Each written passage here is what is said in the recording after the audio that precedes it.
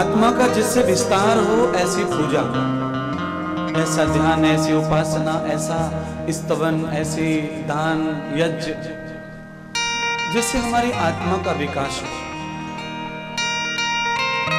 आप किसी मंदिर में जाके 8 घंटों अभिषेक करते हैं, उससे आत्मा का विकास कभी नहीं होगा।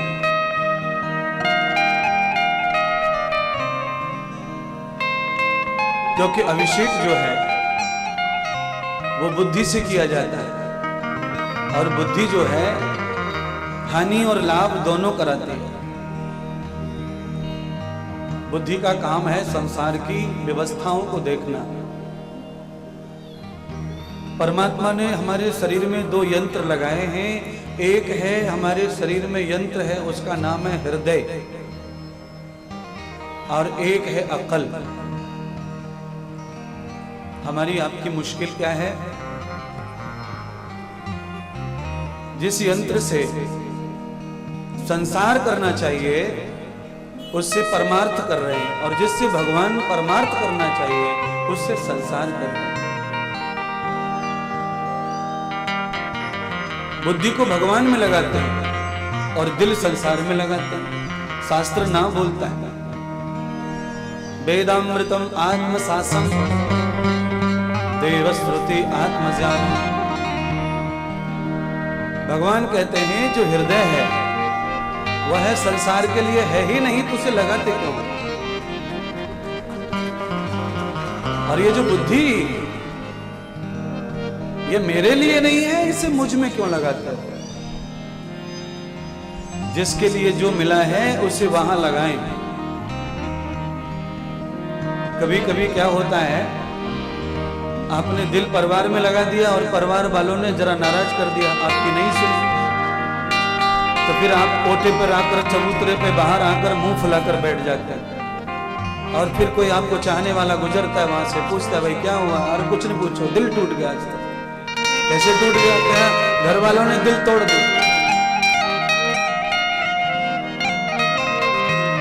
एक और हमारे जैसा गुजरा, उसने सुना कि इसका दिल टूट गया, तो साधु ने कहा कि तूने फिर वहां लगाया क्यों था? जहां पर टूटने का खतरा है वहां शीशा कभी नहीं लगाना, कहीं भी नहीं लगाना चाहिए। शीशे को ऐसी जगह लगाया जाता है जहां पर टूटने का खतरा कम है। और दिल तो भैया शीशे भी नाजुक है, दर्पण से भी नाजुक दिल होता है, हृदय होता है। और हृदय क्या है? पुनीतम यस्य धराम प्रपन्नम। दिल से ज्यादा पवित्र पूरे शरीर में कुछ नहीं होता है। और विद्वान कहते हैं जो चीज अच्छी है, पवित्र है, वह है भगवान को समर्पित करो, और जो चीज किसी काम की नहीं है उसे संसार को समर्पित करो। संसार में कोई भी चीज ऐसी मत लगाओ जो बहुत आपके लिए बहुत जरूरी है।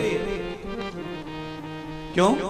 ज्ञानी लोग क्या कहते हैं? संसार सपने के समान है। भगवान शिव कहते हैं पार्वती को, पार्वती कहां तू इस झंझट में पड़ रही है? हा? अरे विवाह करके आई है, कथा सुन, सत्संग सुन, ध्यान कर, भजन कर, क्योंकि मेरी हजारों जन्मों की उम्र का जो अनुभव है वो मैं तुम्हें प्रस्तुत करता हूं, इसलिए कथा सुनो। पार्वती जी को भगवान शिव जी ने संसार को सपने के जैसा बताया, और सच में संसार सपने जैसा है। नदी के किनारे पर 10 लोग खड़े, 2 लोग नहा रहे, और आंखों के सामने 2 में से एक डूब रहा, नदी के किनारे वाले चिल्ला रहे बचाओ बचाओ बचाओ बचाओ, और वो सामने ही मर गया। कुछ लोग उसके घर के भी खड़े थे वहां, चिल्ला चिल्ला कर खड़े खड़े रोने लगे, और सामने डूब गया। और जब डूब गया तो उसे ये अनुभव हो रहा था मरते मरते कि इतने सारे लोग हैं पर कोई कूद नहीं रहा मुझे बचाने के लिए। क्यों? यहां पर भी ऋषियों ने कहा यस्य प्राणम तदम गतीनाम सर्वे जनानाम यस्य प्रपन्नः। इस दुनिया में किसी को भी किसी से कितना भी प्यार हो जाए, जैसे लैला को हो गया मजनू से, मजनू को हो गया लैला से, इतना भी प्यार हो जाए, उसके बाद भी शास्त्र कहता है कि ये प्यार भी नकली है, एक दूसरे के प्यार में मर भी जाए तो भी वो नकली ही है, क्योंकि उससे भी कई गुना ज्यादा प्यार व्यक्ति अपने प्राणों से करता है।